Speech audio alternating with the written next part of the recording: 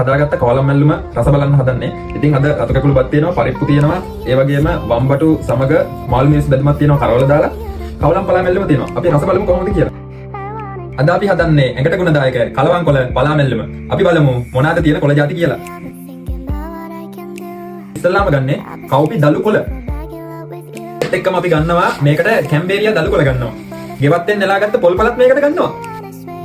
අමතක නොකර තුල්සි දළු ටිකක් මේ කවලම් මැල්ලුමට එකතු කරගන්නවා. මේකේ විශේෂ ගුණ ගොඩක් තියෙනවා. මම ඒක වීඩියෝ එකේ ඩිස්ක්‍රිප්ෂන් එකේ දාන්නම්. ප්‍රතිශක්තිකරණයට ගොඩක් වැදගත් වෙනවා මේ තුල්සි. ඉතින් අපි තුල්සි කොළ පොඩ්ඩකුත් මේ කලවම් මැල්ලුමට අනිවාර්යෙන් එකතු කරගන්නවා.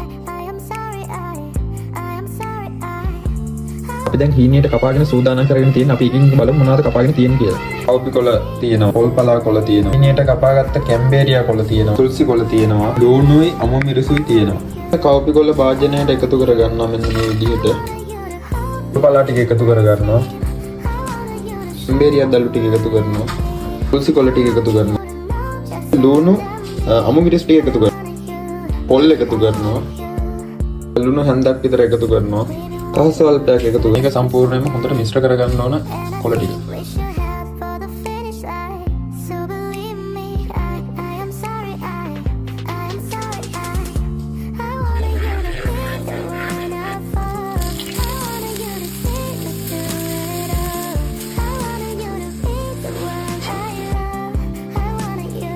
සම්දේ කෝරෙන් තමයි වැඩේ කරගන්න ඕන.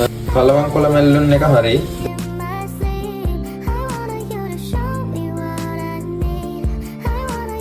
කවලම් පලා මැල්ලුම තියෙනවා. අපි රස බලමු කොහොමද කියලා. අපි දැන් කටක් කන්න හදන්නේ. අපි මේ ටික ඔක්කොම එකතු කරලා හොඳට අනාගමු. අපි කටක් කාලා බලමු හදාගත්ත මැල්ලුම මේ ක්වොලිටි එක තියෙනවද කියලා.